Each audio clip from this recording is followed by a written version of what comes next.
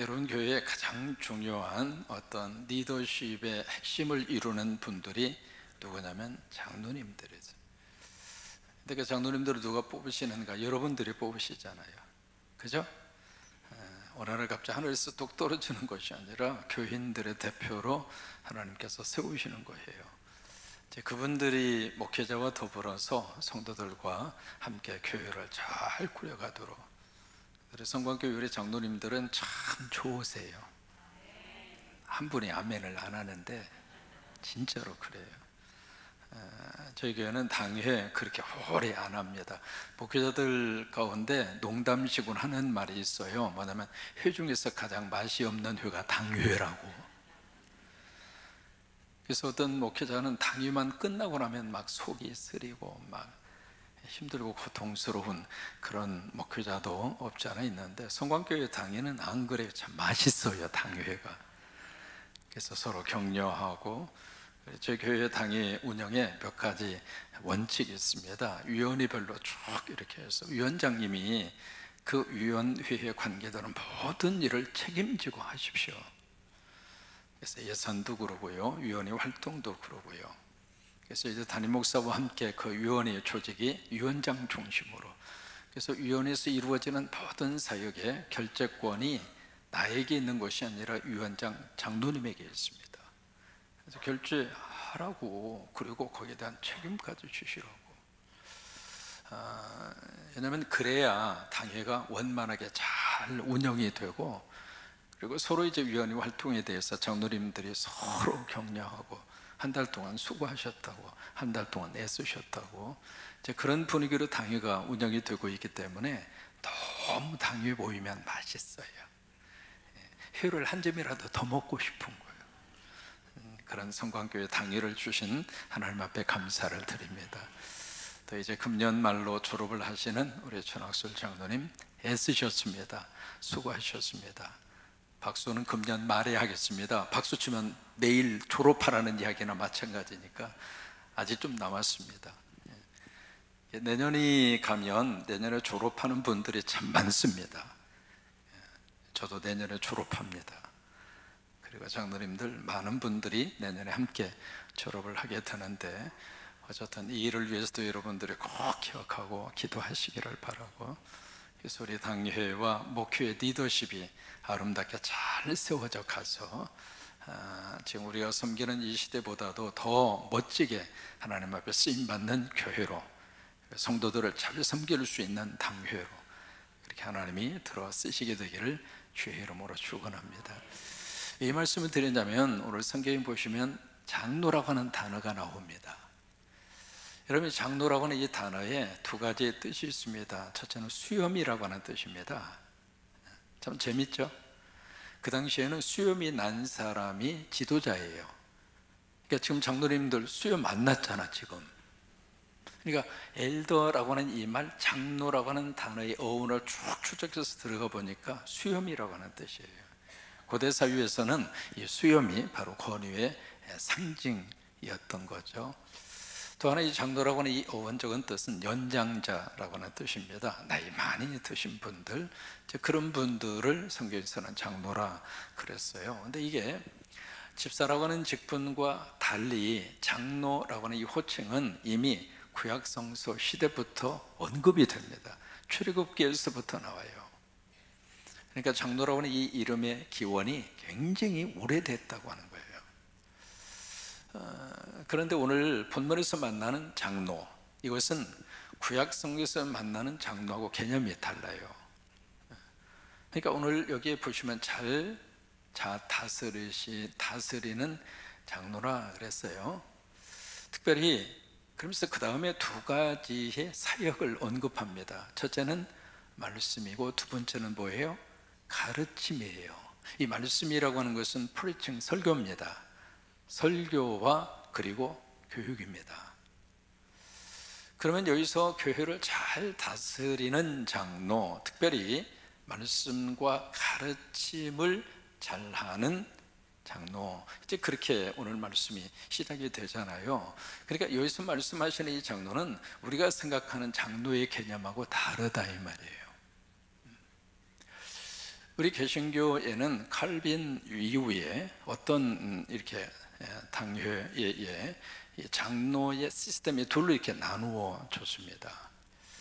하나는 이제 목사 장로가 있습니다. 그러니까 가르치는 장로죠. 성례절을 집례하고 그리고 설교를 하고 성경 말씀을 가르치고 성도들을 영적으로 잘 이렇게 하나님의 말씀으로 이끄는 역할을 감당하는, 직무로 말하면 목사 장로는 목회자예요. 그 다음에 또 한 부류의 장로가 있습니다. 누구냐면 칠위 장로입니다. 이 칠위 장로는 어떤 설교라든지 말씀에 대한 부담이 없습니다. 그런 사역은 감당하지 않습니다. 교회 안에 행정이라든지 그 다음에 교회 안에 성도들의 권면이라든지, 권징이라고 하는 말을 쓰잖아요. 그리고 성도들을 보살피는 일이라든지 그 가운데 하나가 신방이에요. 그러니까 이게 둘로 이렇게 구별을 하는 거거든요. 그래서 목사 장로와 칠위 장로 이렇게 둘로 이렇게 구별을 했습니다. 그러니까 오늘 성경에서 만나는 이 장로는 칠위 장로가 아니라 목회하는 장로예요. 그러니까 오늘 이 말씀을 장로라고 하는 단어 대신에 목회자라고 하는 이름으로 바꾸어도 훨씬 더 자연스럽게 이해가 될 거예요.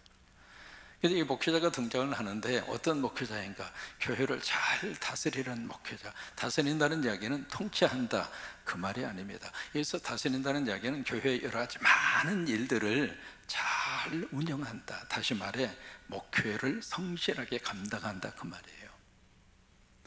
특별히 설교의 말씀을 증거하고 그리고 하나님의 말씀을 훈련하고 가르치는 그 목회자, 그 목사, 장로를 어떻게 하는가?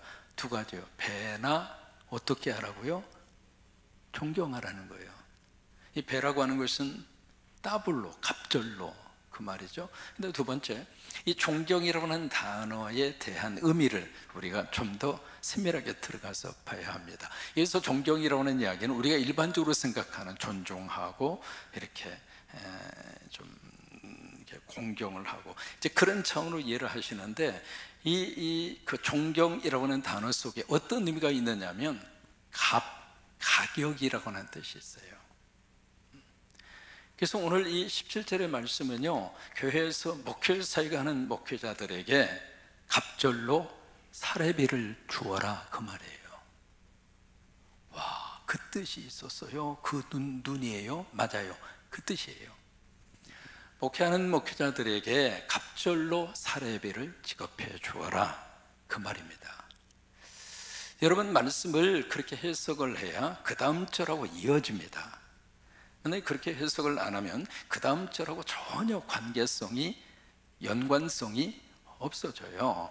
그러니까 목회하는 목회자들에게 갑절로 사례비를 잘 해서 대우를 해드려라. 그러면 한 가지 질문이 나옵니다. 어떤 기준으로 갑절로 드리라고 하는 말인가? 그 앞에서 쭉 나오는 한 대상이 있었어요. 누구냐면 참과부입니다. 참과부를 교회가 생활비를 주고 그들의 사역을 하도록 했거든요. 그러니까 참과부에게 지급하는 생활비 그 기준보다 말씀의 사역자, 목회자들에게는 그 이상으로 생활할 수 있도록 목회비를 주어라 이 말이에요. 여러분, 오늘 오해하지 마세요. 아, 차목사 저 월급 좀 올려달라고 저렇게 말씀하시는구나. 그런 의도로 안 한다는 것은 아시겠죠? 그죠? 오늘 말씀이 그렇다 그 말이에요. 그래서 그 다음 절로 가시면은 그 이유를 그렇게 이어줍니다. 18절 말씀이 거기에 왜냐하면 이라고 하는 단어가 들어가 있어요. 17절에서 그렇게 말씀하시는 그 이유를 성경에서 근거를 제시합니다. 왜냐하면 성경이 이렇게 말씀하셨다. 여러분, 교회 안의 모든 것의 근거는 하나님의 말씀이에요. 예배도 하나님 말씀이 근거가 되어야 되고, 기도도 하나님 말씀이 근거가 되고, 교회 운영도 하나님의 말씀이 근거가 되어야 되고, 그러니까 믿는 사람의 모든 것을 출발하는 성경이에요. 그래서 17절의 말씀을 그들에게 딱 던져주면서 디모데야, 목회 사역하는 그들에게 잔과부에게 주는 생활비보다는 더 주어. 왜냐하면 성경이 이렇게 말씀했잖아. 18절의 말씀이 그렇게 이어지는 거예요. 그러면 여기에 성경에 일러스되 그렇게 돼 있잖아요. 이 성경이 신명기 25장 4절이에요. 아니 성경에 일러스되 그렇게 쓰지 말고 신명기 25장 4절을 봐. 그 4절에 이렇게 말씀했잖아. 그렇게 기록을 하면 훨씬 더 좋잖아요. 그죠? 근데 왜 성경에 일러스되 그렇게 썼을까? 그래서 신명기 25장 4절을 보시면 말씀이 그렇게 되어 있습니다. 같이 한번 읽을까요? 곡식 떠는 소에게 망을 씌우지 말지니라. 그러니까 이게 신명기 25장 4절이면 아예 디모데한테 야 신명기 25장 4절에 하나님께 말씀하셔서 이 말씀을 근거로 네가 그렇게 대우를 해드려. 그렇게 쓰면 되는데 왜 성경에 일러스되 그렇게 썼을까? 이유가 있습니다. 우리가 가지고 있는 이 성경이 우리가 장절로 그렇게 구별이 되어 있잖아요. 이 구별이 되어 있어서 성경을 찾을 때 참 편합니다. 창세기 1장 1절을 찾으자면 금방 찾을 수 있잖아요. 그렇죠? 마태복음 16장 15절의 말씀을 찾으세요. 금방 우리가 찾을 수 있습니다. 근데 이 장절이 처음부터 성경 속에 장과 절로 구별이 된 게 아니에요. 맨 처음에 성경은 통으로 줬어요. 마태복음 하면 그냥 1장에서 28장까지가 한 권이에요. 그리고 마가복음 하면 1장에서 16장까지가 한 권이에요. 그렇게 성경이 쓰여졌거든요. 근데 그렇게 성경을 읽다가 보니까 설교자들이 이렇게 성경의 말씀을 인용을 했을 때 그 성경 말씀이 어디 있는지 찾느라고 무지 애를 먹어요. 지금 우리는 장절하면 익숙한 분들은 금방 찾을 수 있잖아요. 그런데 마가복음에 말씀하시기를 하면서 마가복음에 있는 어느 한 구절을 설명을 하면 그게 어디에 있는지 처음부터 끝까지 봐야 돼. 처음에 그랬어요. 그러다 보니까 이게 너무 힘들어. 목회자도 그러지만 특별히 교인들이 너무 힘든 거 이게 성경을 찾는데. 그래서 이게요 장으로 구별이 된 것이 13세기입니다. 굉장히 뒤에 성경을 1장, 2장, 3장 그렇게 구별한 거예요. 그 장으로 구별한 사람이 캔터베리 주교 렌턴이라고 하는 사람이 성경 이런 식으로 계속 가르치고 성경을 찾는다면 교인들도 힘들고 설교자들도 어렵다. 이것을 장으로 구별하자. 그래서 1장, 2장, 3장 그런 식으로 구별을 한 거예요. 처음에는 그렇게 장으로만 구별을 했거든요. 근데 장으로 구별을 했는데 어느 것은 이 장이 너무 길어. 시편 119편 같은 경우에는 길어도 한참 길어. 그래서 시편 119편 말씀을 어느 한 구절을 인용을 하면 1절부터 178절을 다 굳어봐야 돼. 그래서 이것도 너무 힘들다. 그래서 16세기에 프랑스의 인수업자입니다. 인수를 하는 그분 스테파노스라고 하는 사람이 야 이거 장만 구별해서는 안 되겠구나. 절도 구별을 하자. 그렇게 해서 성경이 장과 절로 구별이 된 거예요. 그러니까 지금 우리들은 몇 장 몇 절 하면 참 편하게 우리들이 찾잖아요. 벌써 과거에는요 성경을 그렇게 찾지를 못했다 이 말이에요.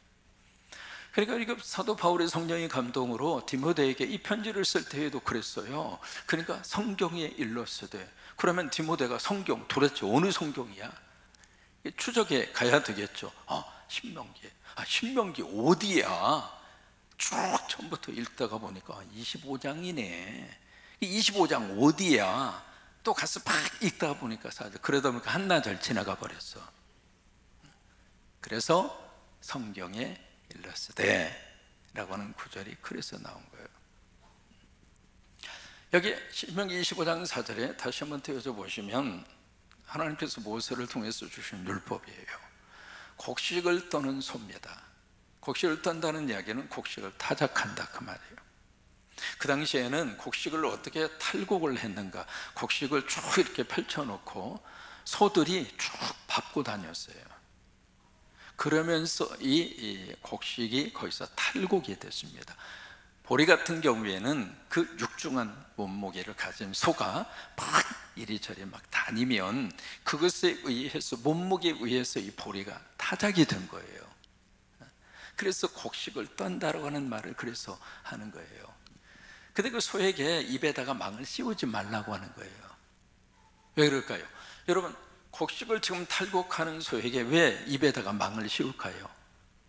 못 먹게 한 거예요. 근데 하나님은 그렇게 하지 말으라고. 그러니까 곡식을 떨다가 소가 배가 고프면, 먹고 싶으면 먹게 해주어라 그 말이에요. 망을 씌우지 말라, 먹게 해주어라 그 말이에요. 여러분, 이 말씀이 고린도전서 9장 9절과 10절로 이어집니다. 이 말씀이 그대로 인용이 돼요. 인용이 되면서 고린도전서 9장 9절에 그렇게 말씀하세요. 모세율법에. 여기도 마찬가지입니다. 모세율법에 하니까 이게 율법 어디에 있는지 찾느라고 일주일 걸린 거예요. 근데 우리는 금방 찾잖아요. 신명기 25장 4절. 그래서 모세의 율법에 라고 하는 말씀이 그래서 나오는 거예요. 곡식을 밟아터는 소에게 망을 씌우지 말라 기록하였으니. 그 다음에 질문합니다. 하나님이 어찌 소를 위하여 염려하시느냐. 그러니까 소의 입에다가 망을 씌우지 말라, 그 이야기는 1차적으로는 소에게 먹는 것을 금하지 말라 그 말이에요. 1차적인 의미는 소를 위한 거죠. 그런데 과연 소만을 위해서 하나님이 그 말씀을 주신 것이냐, 그 질문을 하면서 10절로 가서 보시면은 말씀이 그렇게 이어집니다. 같이 한번 읽습니다. 오로지 우리를 위하여 말씀하심이 아니냐. 과연 우리를 위하여 기록된 것이니 밭 가는 자는 소망을 가지고 갈며 곡식 떠는 자는 함께 얻을 소망을 가지고 떠는 것이라.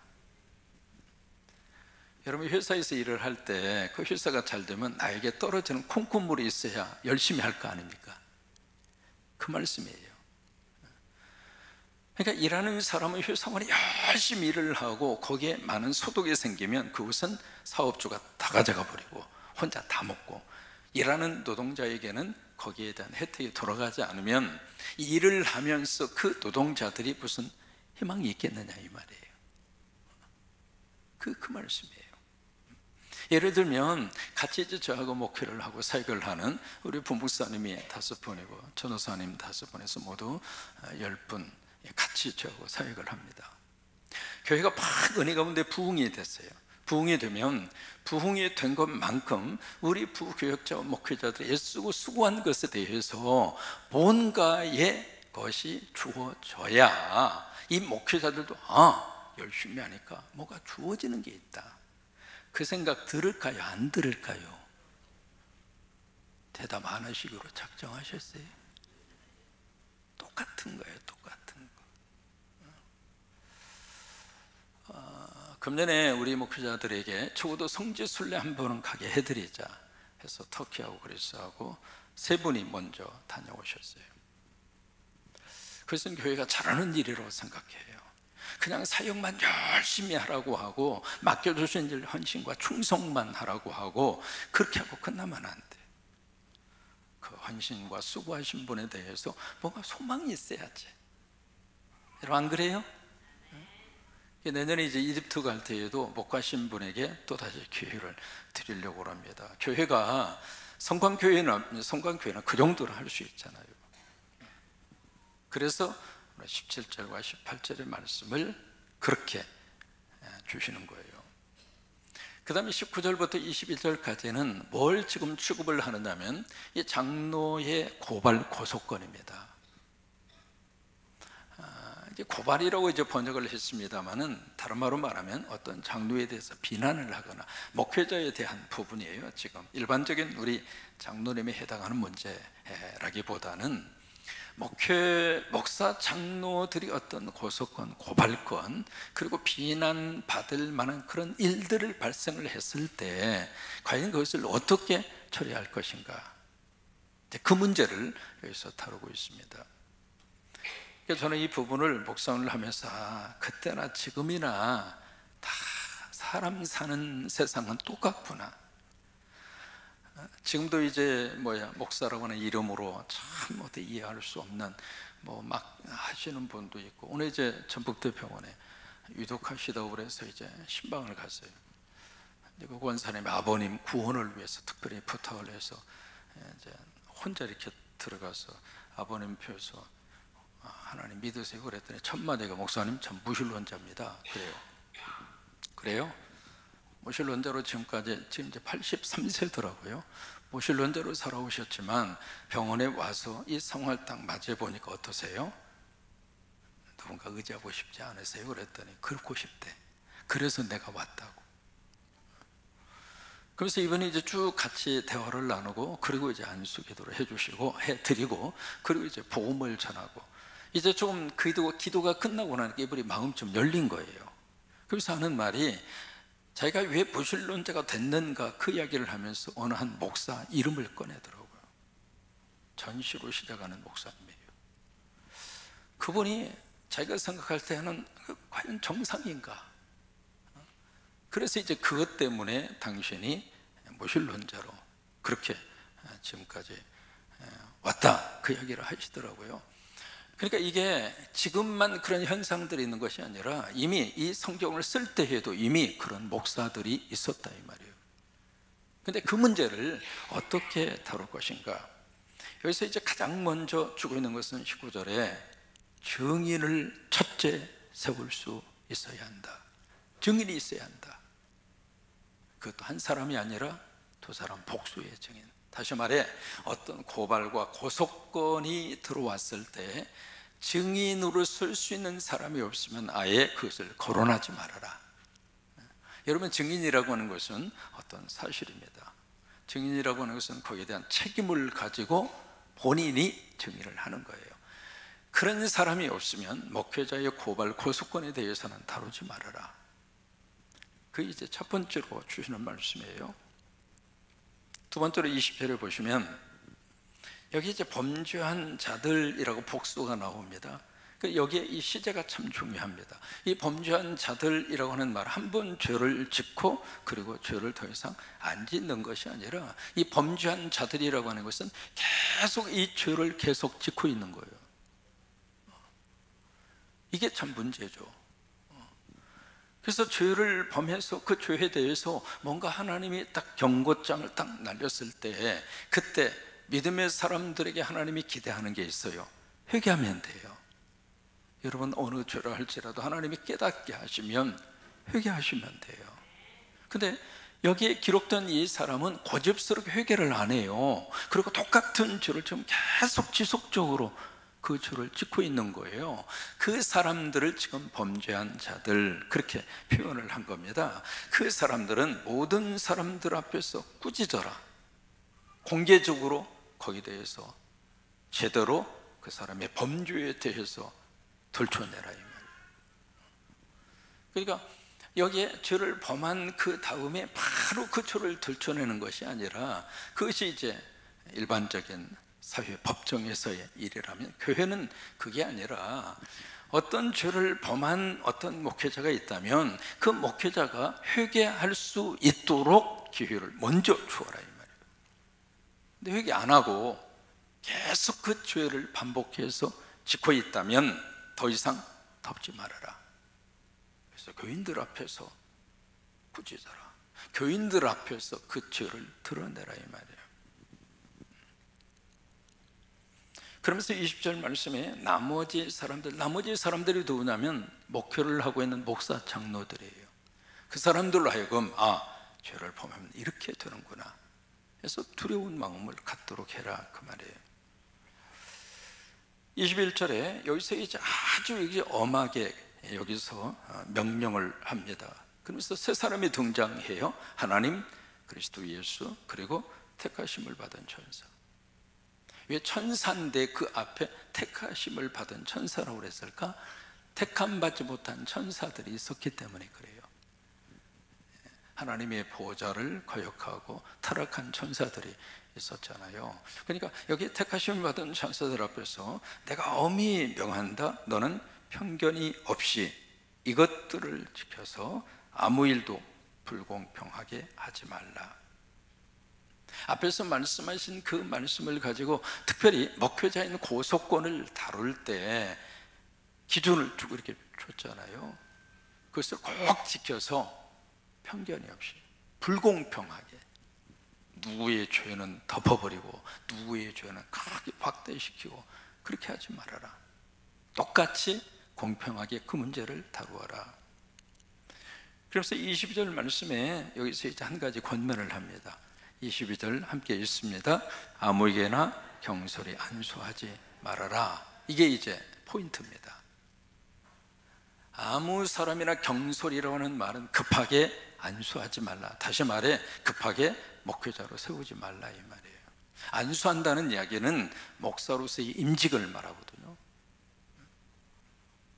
여러분, 교회에서 여러 가지 직분들이 다 중요하겠습니다만은 특히 우리가 생각하는 일반적인 시모 장로님들도 마찬가지입니다. 그 교회에 장로님을 제대로 세우는 것이 그 교회의 미래입니다. 그래서 장로 한 번 잘못 세워서 교회 속에 너무너무 어려운 일 당하는 경우들이 없다고 말을 못해요. 경솔히 하지 말라. 다시 말해 성급하게 하지 말라. 성급하게. 오죽하면 전에 이제 우리 장로님들 안수할 때 제가 이제 머리에 손을 얹지 않고 발을 붙잡고 제가 안수한다. 왜냐하면 그렇게 하나님 앞에 쓰임 받기를 원하는 마음이라서 그래요. 그러니까 여기에 이 목사도 마찬가지입니다. 목사 장로를 세울 때에도 급하게 해서 제대로 자격도 안 갖추어져 있고 준비도 안 돼 있는 사람 목사 안수를 줘가지고 목표를 시키면 그 사람 때문에 그 공동체가 얼마나 많은 어려움을 겪느냐 이 말이에요. 그러니까 급하게 딱 경솔하게 그렇게 세우지 말아라. 그렇게 함으로 인하여 두 가지입니다. 다른 사람의 죄에 간섭하지 말 것이며, 왜? 내가 안수를 해서 목사 장로가 된 그 사람이 죄를 지으면 내가 안수한 나도 죄를 짓는 거다 이 말이에요. 왜? 내가 그를 세웠으니까. 내 자신을 지켜 정결하게 해라. 그런 일이 발생하지 않도록 목사 장로 세울 때 특별히 경솔하게 안수하지 말아라 그래요. 그래서 24절 25절로 이어집니다. 24절 25절에 어떤 사람의 죄는 밝히 드러나 먼저 심판으로 나아가고 어떤 사람들의 죄는 그 뒤를 따르나니. 그러니까 드러난 죄가 있고 드러나지 않는 죄가 있다 그 말이죠. 드러난 죄에 대해서는 심판을 받을 것이다. 드러나지 않는 죄는 언젠가 심판이 따라오게 될 것이다. 25절에 선행도 마찬가지다. 하나님의 교회를 섬기고 목회를 할 때 하나님만 생각하고 성실하게 사역을 하고 목회를 하는 목회자의 그 아름다운 모습도 드러나고 나중에 드러나지 않는 것까지라도 다 드러난다. 그게 24, 25절입니다. 그래서 중간에 23절 말씀에 여기에 이제 어떤 처방전 하나가 나옵니다. 23절 같이 있습니다. 이제부터는 물만 마시지 말고 내 위장과 자주 나는 병을 위하여 포도주를 조금씩 쓰라는 얘기를 먹으라 그 말이에요. 그러니까 여기 디모데에게 이제 물만 마시지 말고, 왜 그랬을까? 지금 물만 마심으로 인해서 위장병이 생긴 거예요. 그러게 물을만 마심으로 인해서 디모데에게 어떤 질병이 생긴 거예요. 왜 그랬을까? 여러분 그 당시에는요 이 물 속에 석회 저기가 많이 들어가 있습니다. 광물질이. 지금은 여러분 다 정수기를 쓰시든지 아니면 이런저런 지금 이제 집까지 들어오는 수돗물 그냥 마셔도 괜찮을 정도로 모든 여과 과정은 다 거치잖아요. 그래서 우리가 마음대로 마셔도 될 정도로 물이 그렇게 걸러져서 우리에게 제공이 되는데 그 당시에 뭐 그런 시스템이 어디가 있어요. 그냥 마셔볼 수밖에 없는 거지. 그러니까 이 물 속에 불순물도 많이 들어가 있고 석회들도 들어가 있고 광물질도 들어가 있고 그러다 보니까 그 물을 계속 먹다 보니까 위장이 상한 거예요. 위장병이 디모데에게 그렇게 있었던 거고, 또 여기에 밝히고 있지는 않습니다만 또 다른 질병이 디모데에게 있었던 거예요. 그 디모데에게 너 물만 마시지 말고 포도주 조금씩 마시라고. 어떤 분은 이 구절을 참 할렐루야 아멘, 드디어 성경이 나로 하여금 술을 마시라고, 야 성경이 이래서 난 좋아, 참 하나님이 기가 막힌 은혜의 말씀을 주셨네면서 여기다가 빨간 줄로 3번이나 치더라고.